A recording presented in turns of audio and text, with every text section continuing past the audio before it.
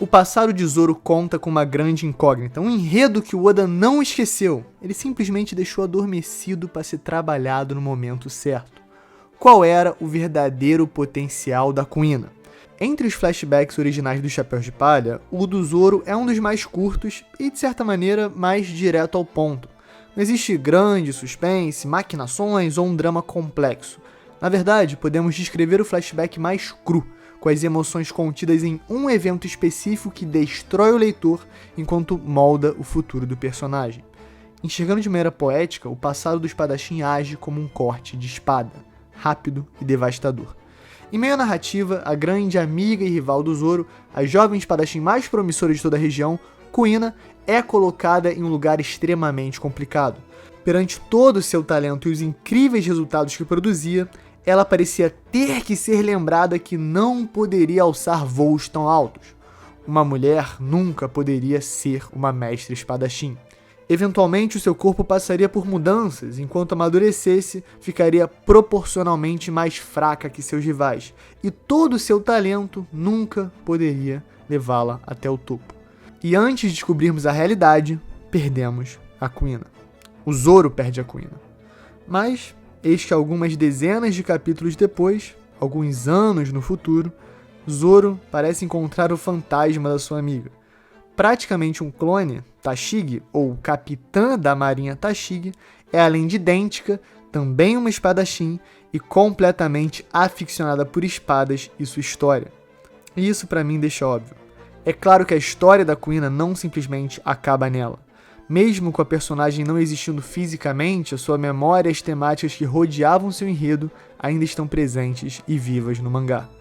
E ainda ativa no Novo Mundo, tendo aparecido alguns poucos capítulos e sendo até uma das responsáveis por amarrar o enredo do Vegapunk com o dos Chapéus de Palha e Punk Hazard, a Tashigi é muito importante. E é por isso que no vídeo de hoje a gente vai teorizar sobre o futuro dela, a sua verdadeira relação com a Kuina, contra que tripulação de Yonkou ela pode ter seu maior duelo no futuro e também porque ela pode ser o confronto final do Zoro na história.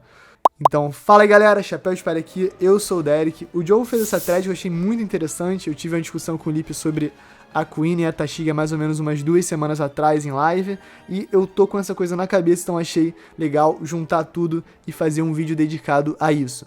A história da Kuina realmente não acabou e as temáticas se repetem, só que agora através da Tashigi e com o Zoro amadurecido num nível de poder muito mais absurdo. Então, o que isso vai nos responder na história sobre a relação desses personagens e também o passado oculto deles? Se tá curioso e quiser dar um help, por favor, deixa o like, se inscreve, dá essa moral pra gente. Alanzito, você sabe o que fazer?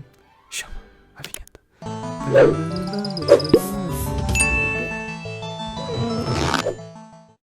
A história da Tashigi sempre teve uma ênfase em sua jornada para se tornar mais forte.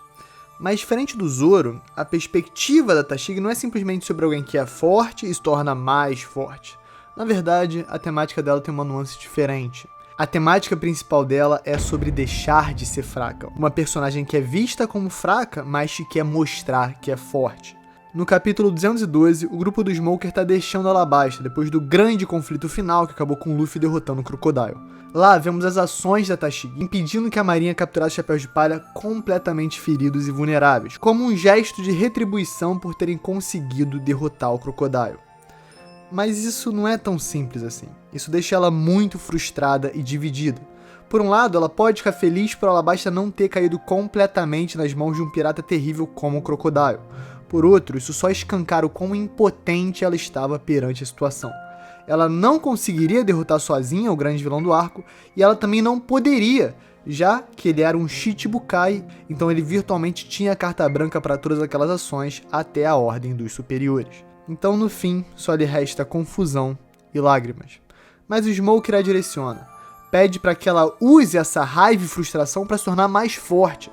Afinal, lágrimas sozinhas não mudam nada, mas atitudes podem mover montanhas. Isso se repete algumas vezes na história. Notoriamente também quando durante o arco de Punk Hazard, o Law tira a Tashigi pra nada e diz que os fracos não escolhem como morrer. De novo, ela é negada até a honra de espadachim de lutar até o último suspiro. De novo, ela é considerada uma café com leite qualquer. Lá na sua introdução, durante o encontro com o Zoro em Logtown, o Oda deixa hiper óbvios paralelos com a Kuina. É a cara dela, né? Mas fora isso, tem o seu desejo de se tornar uma grande espadachim e a sua frustração em não ser tratada como uma adversária à altura por um oponente como o caçador de piratas. Mas, ironicamente, o Zoro não estava evitando lutar com ela porque ela é uma mulher. Pelo contrário, por tudo que ele passou na infância, o Zoro não subestima qualquer adversário, independente de quem seja. Mas dessa vez era realmente impossível. Ela tem exatamente a mesma feição da sua grande amiga e, pior, as mesmas atitudes. O Zoro é muito honesto e transparente, ele chega a contar isso meio constrangido, mas meio revoltado pra Tashigi. Só que, do ponto de vista dela, ele não tá fazendo muito sentido, ou então ele tá arrumando uma desculpa pra não lutar com ela e não respeitar ela como ela deveria ser respeitada. E esses paralelos vão ficando cada vez mais claros. O propósito da Kuina vive através da Tashigi. No entanto, ao invés de ser uma criança prodígio que é constantemente lembrada do limite do seu potencial por ser mulher, agora ela é uma adulta que é constantemente lembrada do limite das suas capacidades por ser considerada fraca. Mas esses limites sempre podem mudar. E, como o Smoker disse, só quem pode mudar isso é a própria sargenta, e agora capitã, Tashigi. E de uma maneira interessante, isso se conecta com a própria história do Zoro. Ele pode se tornar o maior espadachim do mundo e assim cumprir a promessa que fez com a Kuina no passado. Mas ele nunca vai poder ser a Kuina e provar que mulheres também podem se tornar mestres da espada. E a gente sempre soube disso, e o Oda não dá ponto sem nó. Porque é justamente nessa lacuna que entra a Tashigi. Desde Logtown e principalmente durante o arco de Punk Hazard, o Oda fez questão de estreitar o laço entre os espadachins e fazer com que a história dos dois se desenvolva em paralelo. Então o Tashigi afeta a trajetória do Zoro e também o Zoro afeta a trajetória da Tashigi. Parece que a intenção é que o Zoro com o tempo vá de fato adquirindo mais respeito e mais admiração pela marinheira como espadachim, até que eventualmente ele entenda e enxergue que a Tashigi carrega a vontade herdada da Kuina. Vamos agora analisar o desenvolvimento da espadachim no momento atual da obra. Mesmo não sendo uma personagem super de alto nível, às vezes é um pouco difícil colocar em perspectiva o quanto ela se desenvolveu desde a introdução, justamente porque comparando com o desenvolvimento meteórico do Chapéu de Palha, pode não parecer tão impressionante. Mas olha isso, a Tashigi aprendeu a usar tanto o Haki do armamento quanto o Haki da observação, além do Oda escolher ela para reproduzir uma das técnicas mais icônicas do espadachim mais poderoso de todos, o Mihawk. Enquanto o Corsário consegue desviar sutilmente projéteis em alta velocidade em sua breve visita ao Baratie, lá no início da história, a Capitã da Marinha consegue desviar uma bola de canhão com a sua lâmina, usando uma técnica muito parecida quando ela é reintroduzida no Novo Mundo durante o arco de Punk Hazard. Além disso, lutando contra a Monet, a gente vê ela usar o seu Kiri Shigure, que parece um trocadilho com o nome da sua espada, que é a Shigure.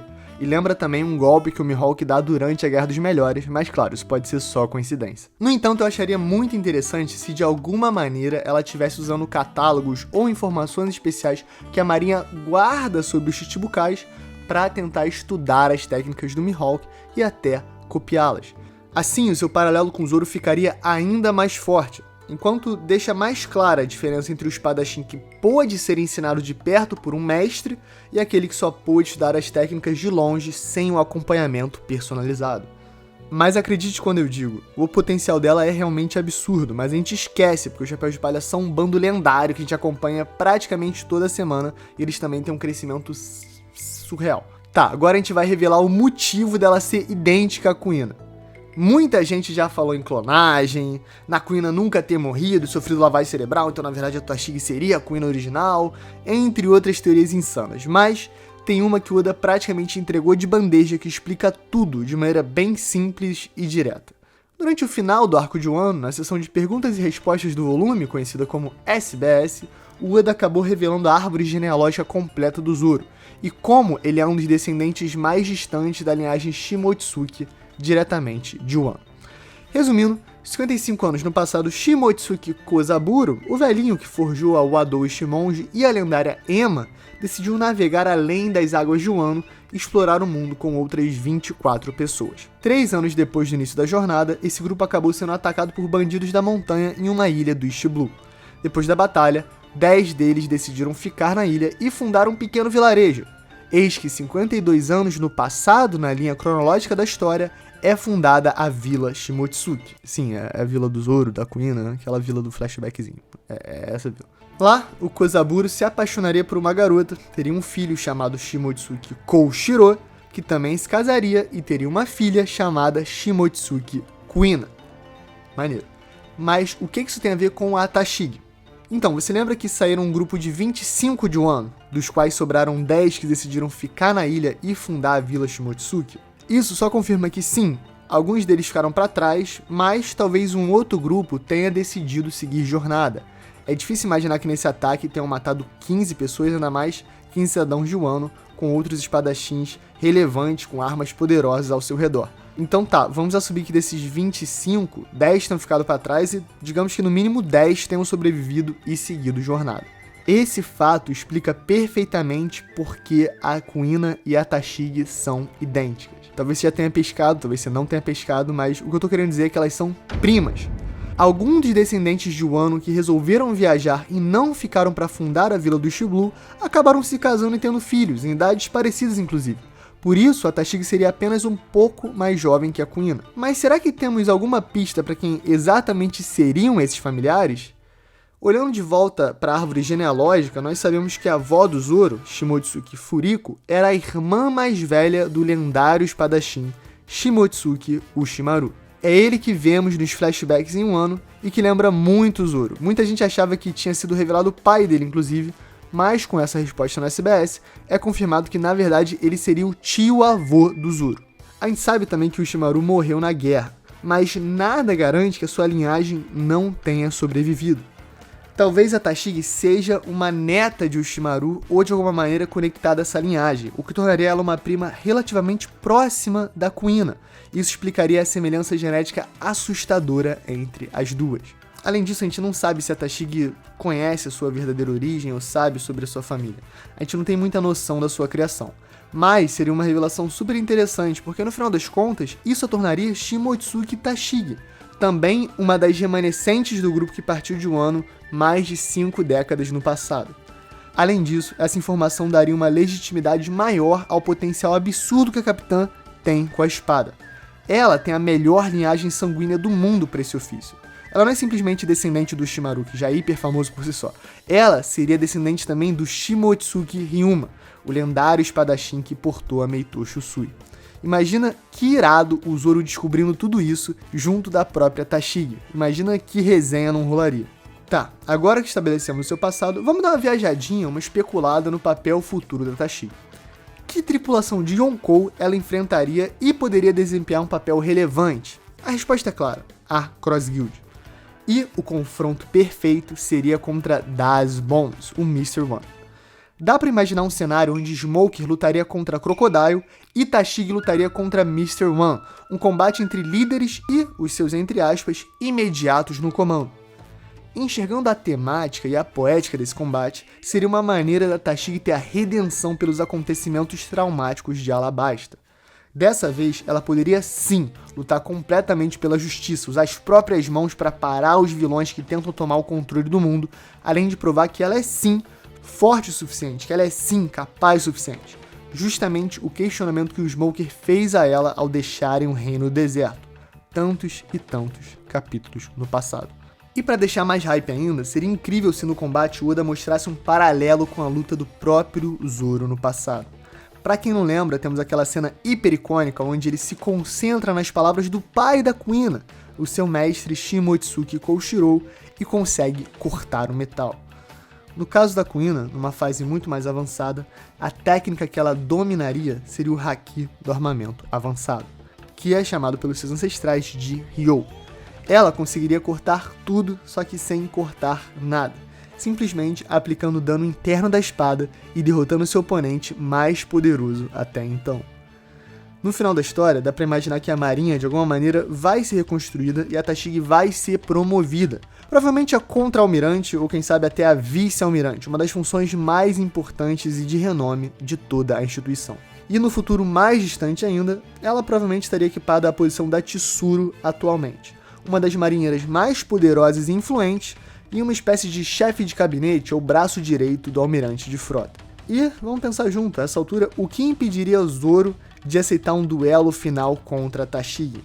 Desde sua introdução, ela pede um duelo verdadeiro de espadachins que ela sente que não seria aceito simplesmente por ela ser mulher. Ironicamente, de uma maneira muito parecida que a Kuina temia ser o seu futuro. Agora, como uma vice-almirante da Marinha, o Zoro teria que aceitar o duelo de bom grado, porque ele reconheceria que não é simplesmente um combate contra uma oponente que lembra sua amiga. Na verdade, ele poderia reconhecer a sua verdadeira força de espadachim. E, como o mais poderoso de todos, ele aceitaria um duelo com toda a graça e felicidade, assim cumprindo não só o propósito da Tashigi, mas de maneira poética também cumprindo o propósito da Kuina, se tornar uma mestre espadachim.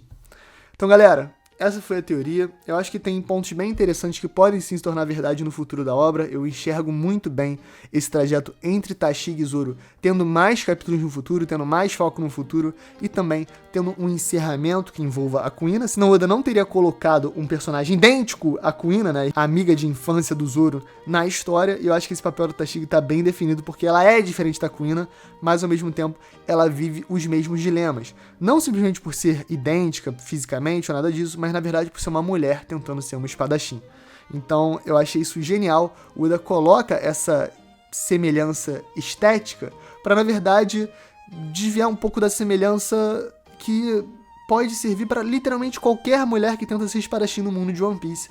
E justamente isso é que torna tudo tão brilhante.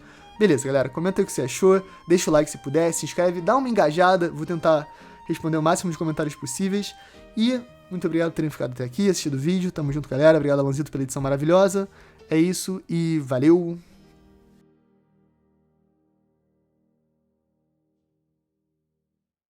Pode palha secreto. Aí, galera. Leicão passou. Leicão vai encarar os Nuggets. O balde tá me amaldiçoando ainda. Eu não joguei fora o balde. Eu vou jogar fora o balde antes da primeira partida. Não tem como. Eu não sou botafoguense, eu sou flamenguista. Os caras lá são milionários. Eles têm tudo pra controlar os resultados. Mas no mínimo, o mínimo que eu posso fazer pra ajudar o LeBron James é jogar fora esse balde. Eu vou jogar fora o balde do Lakers. Tô decidido. Comenta aí, pô. Se eu deveria jogar fora o balde ou não. Comenta se tu jogaria fora o balde do Leicão. Se você sabe dessa história, por favor, comente. Se você não sabe dessa história, te referencio a diversos podcasts do passado, te referencio a final de conferência do Oeste, da NBA do ano passado, e te referencio a uma vida de alegria e diversão. É isso, galera. Um beijo, queijo, valeu!